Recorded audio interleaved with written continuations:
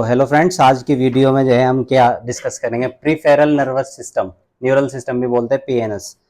तो इसके अंदर क्या क्या चीज आती है, क्रेनियल नर्व होती है कि स्पाइनल नर्व होती है। तो क्रेनियल नर्व होगी एक तो, ठीक है ना, जो हमारे ब्रेन से चलेगी क्रेनियल नर्व, और एक स्पाइनल नर्व होगी जो स्पाइनल कॉर्ड के अंदर से चलेगी। तो ये स्पाइनल कॉर्ड के C1 C2 C3 C4, ये तो सर्वाइकल बोन हो गई, फिर ये थोरेकिक बोन हो गई यहाँ तक के, फिर ये ल्यूम्बर बोन हो गई, और फिर ये इसके नीचे की बोन है, ठीक है ना।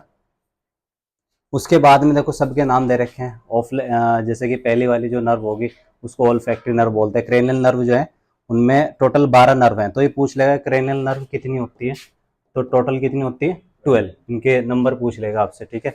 और स्पाइनल नर्व कितनी होगी ये देख सकते हैं आप, सर्वाइकल, और उसके बाद में ब्रेकियल, थोरेकिक, ल्यूम्बर, सैक्रल और कोकोगियल। कोकोगियल मतलब जो बोन होती है ना, सबसे लास्ट में जो रीढ़ की हड्डी होती है उसके आखिरी में जो सबसे लास्ट में हड्डी होती है बिल्कुल नीचे की, जिसे डुड्डी भी बोल देते हैं आम भाषा में, उसको बोलते हैं, ठीक है ना, कोकोइगल बोन। या पहले पूंछ मानते थे कि यहाँ से पूंछ निकलती थी, इंसानों की भी पहले माना गया कि पूंछ होती थी, हालांकि ऐसा कुछ प्रूफ ऐसा हुआ नहीं। तो इस टोटल नंबर जोड़ लेंगे इसका 1 2 3 4 5 6, तो ये नंबर में कितनी है 6। तो क्रेनियल नर्व कितनी है नंबर में 12 है।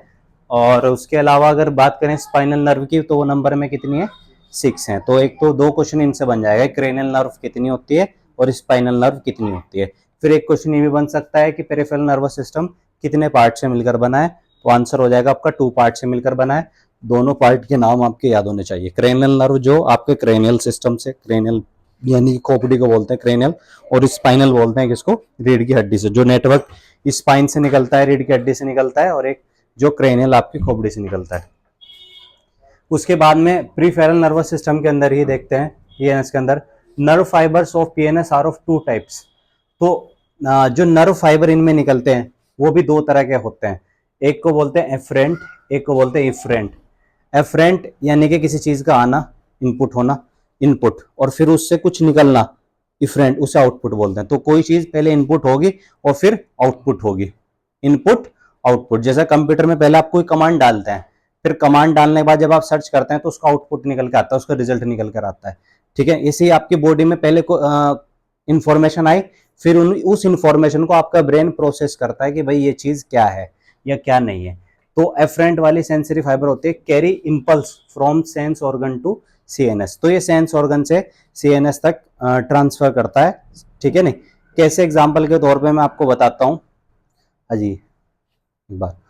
फॉर एग्जाम्पल, जैसे कि सेंसरी ऑर्गन स्किन हो गया, ईयर हो गए, कान हो गए, आई हो गई, आंख हो गई, नोज हो गई, जीभ हो गई। तो 5 सेंसरी ऑर्गन मेन है। अब मान लो मैं आपकी स्किन पर टच कर रहा हूँ, चोटी भर रहा हूँ, चिमटी भर रहा हूँ, हंसने की बात नहीं, तो आपको पता चल रहा है कि नहीं पता चल रहा है। तो सेंसरी ऑर्गन से आपकी तुरंत एकदम सीएनएस पे सिग्नल गया। जैसे मैंने इनके चोटी भरी तो सीएनएस से कहा गया, इनके ब्रेन पे चला गया सिग्नल। तो जैसे ही ब्रेन पे गया तो उनको एकदम पता चल रहा है। इसको बोलते हैं एफरेंट। क्या बोलते हैं, एफरेंट। फिर इफरेंट में क्या होगा, इफरेंट में motor fibres carry impulse from CNS to muscle gland. फिर इन वापस से, जैसे मैंने इनकी चोटी भरी तो इनको पता चला, तो यहां पर रेस्पॉन्स करने के लिए फिर से वापस इनके ब्रेन से, फिर से वापस उस मसल्स पे, उस ग्लैंड पे वापस से सिग्नल घूम के आएगा। वही क्या था, पहले आउटपुट फिर इनपुट। बैठिए, थैंक यू। तो पहले आउटपुट था, फिर क्या हुआ, इनपुट। यानी कि पहले जैसे मैंने इनके चोटी भरी तो उनको पता चला, फिर उसके बाद में रिजल्ट आया मसल्स को, ठीक है ना, कि हाँ ऐसा हो रहा है, कुछ पता चल रहा है। तो ये आउटपुट कर रहा है एफरेंट वाला, और इफरेंट वाला क्या कर रहा है, इनपुट कर रहा है। आउटपुट इनपुट ये ध्यान होना चाहिए आपको, ठीक है। डायरेक्शन भी देख सकते हैं आप। End of the sensory neuron inside central nervous system, जो हमारा सीएनएस होता है उसके अंदर सेंसरी न्यूरॉन होती है, उसका एंड होता है, ठीक है ना, डेंड्रॉन बोलते हैं इसको। फिर सेल बॉडी वाला पार्ट होता है, फिर एक्सोन होता है, और फिर एंड वाला पार्ट होता है जिन्हें सेंसरी रिसेप्टर बोलते हैं। डायरेक्शन ऑफ इंपल्स, इंपल्स की डायरेक्शन किधर से किधर, सेंसरी रिसेप्टर से जा रही है किसकी ओर, एंड ऑफ सेंसरी न्यूरॉन की तरफ जा रही है, ठीक है। कोई प्रॉब्लम तो नहीं है। देन उसके बाद में आप देखिएगा पीएनएस के 2 पार्ट होते हैं। Peripheral neural system, it has 2 parts. तो एक पहले पार्ट का नाम है somatic neural system, second part का नाम है ऑटोनॉमिक न्यूरल सिस्टम। शॉर्ट में इसको एसएनएस और इसको क्या बोल देंगे, ANS, autonomic nervous system. Central nervous system है और दूसरा कौन सा है, ऑटोनॉमिक नर्वस सिस्टम है। ये ब्रेन आपको दिखाई दे रहा है ना, ब्रेन, ब्रेन में somatic nuclei of brain stem यहाँ पर होती है, ठीक है ना, और ये सोमेटिक मोटोर होती है, इसको बोलते हैं स्पाइनल कोड। तो सारे जितने भी सिग्नल होंगे ब्रेन के टोटल, तो यहाँ से होके जाएंगे स्पाइनल कोड से। किससे होके जाएंगे? ब्रेन जितने भी सिग्नल जनरेट करेगा उसके पास उन सिग्नल को पास आउट करने का सिर्फ एक ही रास्ता है, वो है स्पाइनल कोड। क्या है? Spinal nerve fibre. अगर मान लो स्पाइन में कोई प्रॉब्लम आ जाती है, किसी इंसान की स्पाइन, रीढ़ की हड्डी टूट जाती है या बाई चांस दब जाती है, कुछ भी हो जाता है, वहां पर प्रॉब्लम आ जाती है, तो वो अपने ब्रेन से सिग्नल तो जनरेट करेगा लेकिन वो वहां तक पहुंच नहीं पाएंगे। आउटपुट तो होगा लेकिन इनपुट नहीं आना है कुछ भी। मतलब वो कोशिश करेगा अपना हाथ उठा दूं लेकिन उठेगा ही नहीं, पैर उठा दूं उठेगा ही नहीं। ये सिचुएशन किसके अंदर आ जाती है? डिसलेक्सिया जैसी प्रॉब्लम हो जाती है, जिसमें पैर, हाथ पैर मुड़ जाते हैं, काम ही नहीं कर रहे। अपने किसी का हाथ मुड़ गया, ऐसे किसी का पैर मुड़ गया, वो सही नहीं कर पा रहा, कोशिश करके भी सीधा नहीं कर पा रहा। या फिर आपने देखा होगा पैरालाइज हो जाता है कोई इंसान। पैरालाइज का मतलब लकवा मार जाता है। तो किसी इंसान को मान लो आधे हिस्से में लकवा मार गया, अब एक हाथ एक हिस्सा काम कर रहा है, एक काम ही नहीं कर रहा बिल्कुल प्रॉपर। उसको लग रहा है कि मैं इसे उठा सकता हूँ, क्यों? ब्रेन से ताकत लगा रहा, दिमाग से पूरा सोच रहा है कि आज साथ को उठा दो, लेकिन उठा नहीं पाएगा, मजबूर हो जाएगा। तो ये बड़ी सोचने वाली बात है।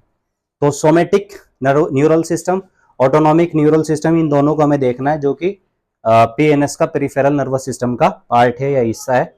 अब इसको देखने के लिए हमने पहला वाला देखा, सोमेटिक न्यूरल सिस्टम क्या होता है। सोमेटिक वाला क्या है देखिएगा, रिले करता है इम्पल्स को सीएनएस से स्केलेटन मसल्स तक। एग्जाम्पल के तौर पे मान लीजिए यहाँ पर स्लाइड, ये फोन रखा हुआ है, ठीक है ना, इस काउंटर पे फोन रखा हुआ है, तो मुझे ये उठाना है। तो पहले मैं सिग्नल दूंगा, अपने ब्रेन में सोचा मैंने कि ये फोन में उठा लूं, मेरा हाथ आगे बढ़ा और उसने ये फोन को उठा दिया, ठीक है, फोन उठ गया, कोई प्रॉब्लम नहीं है। अब वापस में नहीं रख दिया, तो इसमें क्या हुआ कि सीएनएस, सेंट्रल नर्वस सिस्टम ने कोई मैसेज कोड करा और वो मैसेज पहुंचाया मसल्स को, और फिर मसल ने उसके प्रति एक्शन करा और एक्शन का फिर रिजल्ट आया, निकल गया कि मैंने फोन उठा लिया, ठीक है।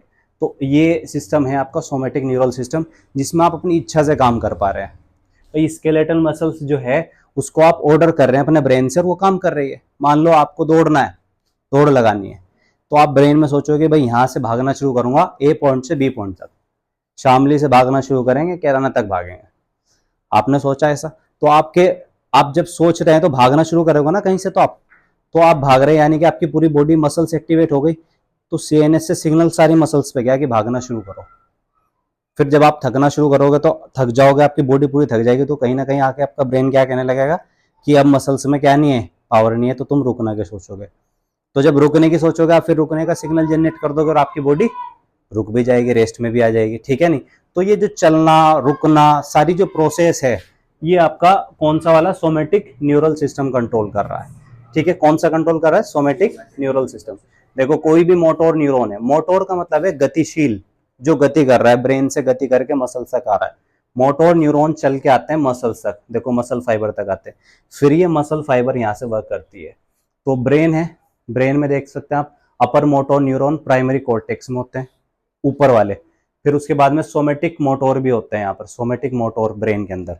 फिर ये यहाँ से सिग्नल जाता है सीधा किसके पास जाता है, देखो किसके पास जा रहा है, स्केलेटन मसल्स। स्केलेटन मसल्स किन्हें बोलते हैं? जो मसल्स हमारे स्केलेटन के ऊपर है।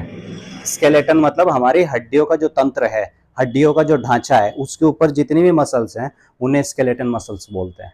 206 हड्डियां हैं शरीर के अंदर एक एडल्ट इंसान में, और बच्चों में 300 के करीब होती है। तो ये जो 206 हड्डियां हमारी है, हर हड्डी के ऊपर मसल्स तो है, मांस तो है, तो मसल उनको बोलते हैं मस्कुलर सिस्टम, जो स्केलेटन बोन पर है, हड्डियों के ऊपर है, ठीक है ना, मांस, ठीक है ना। तो ये स्केलेटन मसल्स पे जाएगा, मसल्स हरकत में आ जाएगी, ठीक है ना। जैसे आपने सोचा आपकी बोन्स मूव करेगी और मसल्स आपकी कॉन्ट्रैक्ट करने लगेगी। दूसरा सिस्टम जो था पीएनएस के अंदर ही, पेरिफेरल नर्वस सिस्टम के अंदर, autonomic neural system, ANS. Autonomic neural system transmit करता है इंपल्स को from CNS to involuntary organs and smooth muscles. तो वहां पर उसमें देखो सोमेटिक वाले में क्या हुआ था, इस बच्चे के 2 चांटे मारना, 1 2 बस, थैंक यू, सीधा बैठ जा, जो काम बताया वो कर ले। अब इसमें ऑटोनॉमिक न्यूरल सिस्टम में क्या है, ट्रांसमिट इंपल्स हो रहे हैं from CNS to involuntary organ, यानी कि सीएनएस से इंपल्स तो जा रहे हैं, लेकिन कौन से ऑर्गन तक जा रहे हैं, इनवॉलेंट्री ऑर्गन तक जा रहे हैं, ऐसे ऑर्गन तक जा रहे हैं जो हमारी इच्छा से काम नहीं करते। शरीर में आपने देखा सर हमारी बोन्स हमारी इच्छा से काम कर रही है, मैं अपने हाथ पैर हिला सकता हूँ, मेरी मसल्स मेरी इच्छा से काम कर रही है, अच्छी बात है। आप अपने बॉडी के विसरल ऑर्गन को देखो, विसरल ऑर्गन जैसा अपना डाइजेशन सिस्टम वाला ऑर्गन जो है, अपना स्टमक को देखो, अपने एलिमेंट्री कैनाल को देखो, आहार नाल जिसे बोलते हैं, 32 फीट लॉन्ग होती है, एक एडल्ट इंसान में 32 फीट लॉन्ग होती है। तो क्या ये आपकी इच्छा से काम कर रहे हैं? ये ऑर्गन आपकी इच्छा से काम नहीं कर रहे, अपने आप काम कर रहे हैं। आपका हार्ट आपकी इच्छा से काम नहीं कर रहा है, इनवॉलेंट्री ऑर्गन है, तो वो भी तो काम कर ही रहे हैं ब्रेन की मदद से ही, वो भी ब्रेन के मोहताज है। लेकिन ब्रेन में कौन से वाले पार्ट से काम कर रहे हैं? वो कर रहे हैं एएनएस, ऑटोनोमिक, कहते हैं ना ऑटोमेटिक मोड लगा हुआ है भैया, अपना आप एक वीडियो चल जाएगी तो दूसरी अपना आप चल जाएगी, एक मतलब पूरी हो जाएगी तो दूसरी खुद चल जाएगी। यूट्यूब में आ रहा है ना सिस्टम, एक बंद होगी तो दूसरी अपना आप चल जाएगी प्ले लिस्ट में जाके, ठीक है, प्ले ऑल कर देंगे आप, इस तरीके से वो अपने आप एक्शन चलता जा रहा है, चलता जा रहा है, चलता जा रहा है, तो जो खुद से हो जाएगी।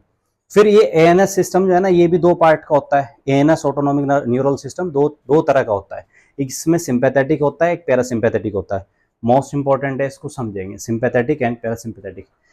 तो पैरासिम्पैथेटिक नर्व्स में रेस्ट एंड डाइजेस्ट का काम करती है, जब आप आराम कर रहे हैं तब भी ये एक्टिव है आपकी बॉडी में, पैरासिम्पैथेटिक। और जब डाइजेस्ट करना होता है, किसी चीज को पचाना है, यानी कि डाइजेशन में पूरा का पूरा ये हेल्प करता है। जैसे कि यहाँ से क्रेनियल नर्व है, ये क्रेनियल समझ गए ना, जो ब्रेन है, ब्रेन का पार्ट है medulla oblongata, medulla oblongata brain के अंदर पार्ट है, तो वहां से जो सिग्नल्स चल रहे हैं, तो जैसे कि आपका कॉन्स्ट्रिक्ट प्यूपिल है, स्टिमुलस लाइवा यानी कि मुंह में पानी आ जाना खाने को देखती, अब खाने को देखते मुंह में पानी आ रहा, अपने आप ही तो आ रहा, ऑटोनोमिक नर्वस सिस्टम का पैरासिम्पैथेटिक वाला पार्ट है।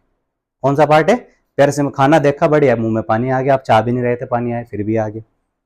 फिर स्लो हार्ट बीट, दिल की धड़कन का कम हो जाना, कॉन्स्ट्रिक्ट ऑलवेज, ठीक है ना, स्टिमुलेट एक्टिविटी ऑफ स्टमक, आपका स्टमक हमेशा काम करता रहता है, आपके लंग्स हमेशा काम करते रहते हैं, एयरवेज, हवा आ रही जा रही आ रही जा रही, आपको सोचने की जरूरत थोड़ी है भाई, ऐसा थोड़ी है आप 1 मिनट के लिए सांस भूल गए, आपका अटक गया, यूं कर रहे हैं आप, ऐसा तो नहीं होना का ना, आप सांस ले रहे हैं यार, अपना याद हो ना हो चल रही प्रोसेस, ठीक है नहीं, याद करके सांस लोगे तो एक्सरसाइज बन जाएगी, बिना याद करे सांस लोगे तो जिंदगी बन जाएगी, दोनों ही बात है। Inhibits release of glucose, stimulates gall bladder, और गॉल ब्लैडर जो होता है वो आपके ग्लूकोज को, एक्स्ट्रा ग्लूकोज को इनहिबिट्स कर देता है। स्टिमुलेट्स एक्टिविटी ऑफ इंटेस्टाइन, आपकी आंतें जो काम कर रही है, आपका लीवर जो काम कर रहा है, कॉन्ट्रैक्ट ब्लैडर, ठीक है ना, और प्रमोट इरेक्शन ऑफ जेनिटियल्स, ठीक है ना, ये तो चलो कॉन्ट्रैक्ट ब्लैडर, ब्लैडर भी कॉन्ट्रैक्ट एंड रिलैक्स करता है आपका, ब्लैडर बोलते हैं पेशाब की थैली को, कॉन्ट्रैक्ट एंड रिलैक्स करता है, जब आप, ठीक है ना, उसमें यूरिन भर जाता है तो वो कॉन्ट्रैक्ट करने लगती है, ठीक है नहीं, और जब उसमें से यूरिन आउट हो जाता है तो वो रिलैक्स पोजीशन में आ जाती है। और ऐसे ही फिर पेनिस इरेक्टाइल है, ठीक है ना, आप चाह भी नहीं रहे वो खुद ही इरेक्शन हो रहा है पेनिस का, ठीक है नहीं, पेनिस इरेक्शन हो जाता है ना, specially in morning, you will see when you walk up in morning, तो यू कैन सी दैट, तो ये भी अपना आप ही हो रही है, आप चाह भी नहीं रहे फिर भी हो रही है प्रोसेस। फिर सिंपैथेटिक नर्वस है, इसमें फाइट और फ्लाइट के टाइम पर होता है सिंपैथेटिक, इसमें डायलेट हो जाती है पीपल्स, वहां पर कॉन्स्ट्रिक्ट हो जाती थी, आंखें सिकुड़ जाती थी, यहाँ पर पुतले फैल जाती है, इस वाले में सिंपैथेटिक नर्वस में फैल जाती है ऐसे। तो एक साउथ की मूवी आई थी, वो साउथ का बहुत जबरदस्त हीरो है, उसका आई थिंक नाम तो मेरे, आई मूवी आई थी आई थिंक, है ना, एक मूवी आई थी ना आई, और एक और आई थी, उसमें ऐसा दिखाया कि वो होता है पाइप सा वो खींचता है, ठीक है ना, जो अस्थमा पंप होता है ना, कुछ इस तरह का, तो उसमें 10 मिनट का या 5 मिनट का पावर स्टेमिना होता है बहुत ज़्यादा, एड्रेनलिन सीक्रेट हो जाता है बहुत ज़्यादा, और 5-10 मिनट के लिए इंसान के अंदर इतनी पावर आ जाती है कि 50 आदमियों से भी ज़्यादा पावर हो जाती है उसके अंदर, उसकी आंखें एकदम यूँ फैल जाती है, उसको इनहेल करते ही, खींचते ही, सांस को अंदर लेते ही एकदम से, तो बहुत तेज एक्टिविटी होने लगती है, सोचने की क्षमता भी 50 गुना ज़्यादा, लड़ने की क्षमता भी 50 गुना ज़्यादा, एक इंसान में 50 गुना ज़्यादा पावर हो जाती है, तो यही सिस्टम एक्टिवेट करता है सिंपैथेटिक नर्वस सिस्टम।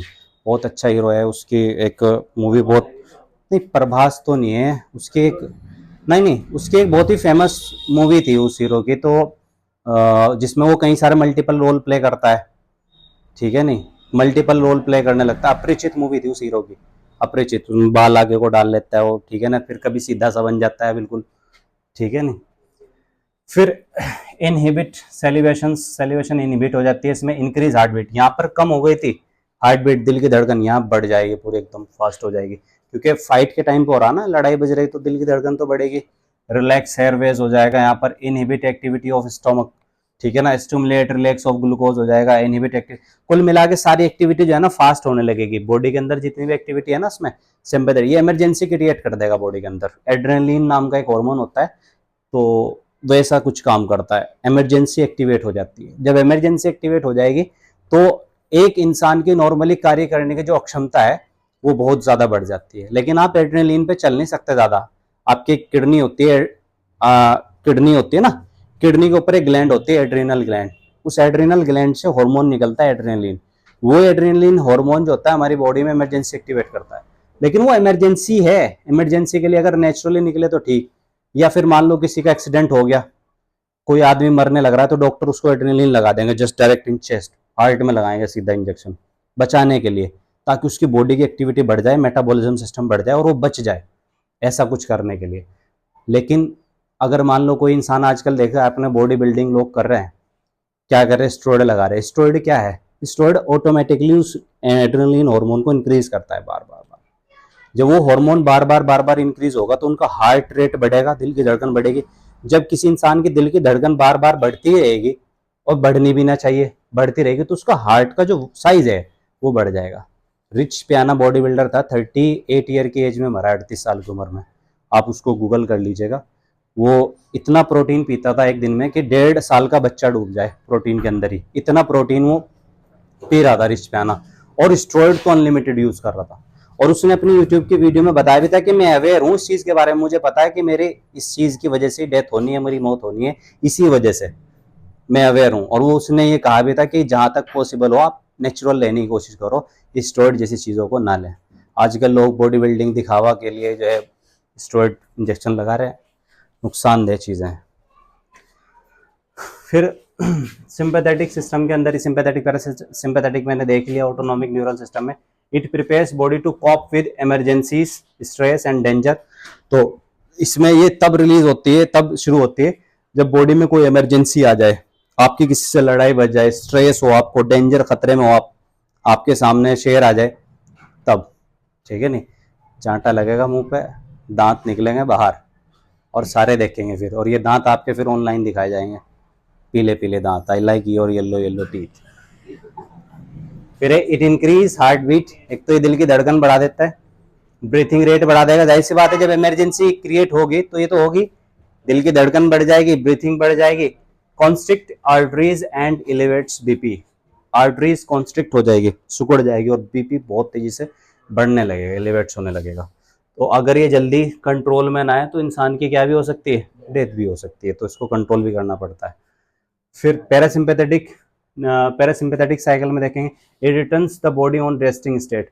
मान लो आपकी बॉडी जो है सिंपैथेटिक में एक्टिवेट हो गई थी, ठीक है ना, ये सब चीजें हो गई थी, स्ट्रेस हो, मतलब हार्ट बीट बढ़ गई, ब्रीथिंग बढ़ गई, चलो मान लिया आपकी लड़ाई बज रही थी, तब तो जरूरी था, पढ़ना जरूरी था, गुस्सा आना जरूरी था, तभी तो आप लड़ पाते, वरना कोई दबी दब बजा रहा है और आप मुस्कुरा रहे हैं, क्या बात है, ठीक है ना, कोई मुंह तोड़ के चला गया, आप मुस्कुरा रहे हैं, रेस्टिंग पोजीशन में है, हम कुछ नहीं कर सकते, हमारा तो हार्मोन ही खराब हो गया सारा। तो ऐसा नहीं है, उस टाइम पे एक्शन लेना जरूरी है ना, कोई दोहरा तो आपको आप दूर थोड़े जाओगे इससे, हाँ चलो वो कमजोरी है बेचारे की, ठीक है। अब इसमें क्या है कि it returns the body to resting, जब मान लो आपकी फाइट हो गई, नॉर्मल सिचुएशन में आ गए, तब तो आपके सारे ऑर्गन्स का, वाइटल्स का नॉर्मल होना जरूरी है ना, हार्ट बीट का भी नॉर्मल होना जरूरी है, आपके जो रेस्पिरेशन रेट है, जो ब्रीथिंग रेट है, जो बढ़ गई सांस लेने की दर, तेज तेज सांस ले रहे तो उसका भी नॉर्मल होना जरूरी है, आपकी प्यूपिल जो डायलेट हो गई थी, फैल गई थी, गुस्से में कहते हैं ना आंखें बड़ी बड़ी हो गई थी, उनका भी नॉर्मल होना जरूरी है। तो हर चीज का नॉर्मल होना जरूरी है, तो उसके लिए आपकी बॉडी में पैरासिम्पैथेटिक नर्वस सिस्टम ये वापस से स्लो कर देता है, स्लो डाउन हार्ट बीट, घटा देगा, डायलेट्स कर देगा आर्टरीज को, फिर से फैला देगा जो कॉन्ट्री, और लो बीपी कर देगा, ब्लड प्रेशर को भी लो कर देगा, नो प्रॉब्लम। देन उसके बाद में द सर्वाइकल प्लेक्सिस, ठीक है ना, इसको देखेंगे, रेमी है branch such as branch of blood vessels और ए नर्व। तो ये क्वेश्चन आपसे पूछ लेगा रेमी क्या है, व्हाट इज रेमी। रेमी एक ब्रांच है, such as branch of blood vessels और नर्व। तो यहाँ से नर्व से जो है ना ब्लड वेसल्स निकलते हैं, कुछ ब्लड की वेसल्स होती हैं, ठीक है ना, इन्हें बोलते हैं रेमी। अब इसके बाद में विसरल नर्वस सिस्टम भी होता है, is the part of PNS, peripheral nervous system का पार्ट होता है विसरल नर्वस सिस्टम। इसके अंदर क्या क्या चीज आती है, नर्व फाइबर आता है, गैंग्लिया आती है, और प्लेक्सस आता है। इसको ध्यान रखिएगा, नर्व फाइबर है पहला, गैंग्लिया दूसरा और प्लेक्सस तीसरा, 3 पार्ट हैं इसके। By which impulse travel from, जिसमें इम्पल्स ट्रेवल करेगी CNS to the viscera and from viscera to CNS. इसमें बाय विच इम्पल्स ट्रेवल, यानी कि इसमें इम्पल्स क्या करेगी, ट्रेवल करेगी, यात्रा करेगी, कहां से, सीएनएस से करेगी विसरा तक एंड फ्रॉम विसरा से करेगी कहां तक के, सीएनएस तक। ठीक है, अब यहां पर देखेंगे गैंग्लिया क्या है, नर्व प्लेक्सस क्या है, थोड़ा सा इसको भी देखेंगे, गैंग्लिया नर्व प्लेक्सस। तो सबसे पहले ganglia, ganglion is a nerve cell cluster होता है और एक group of nerve cell bodies located in ANS.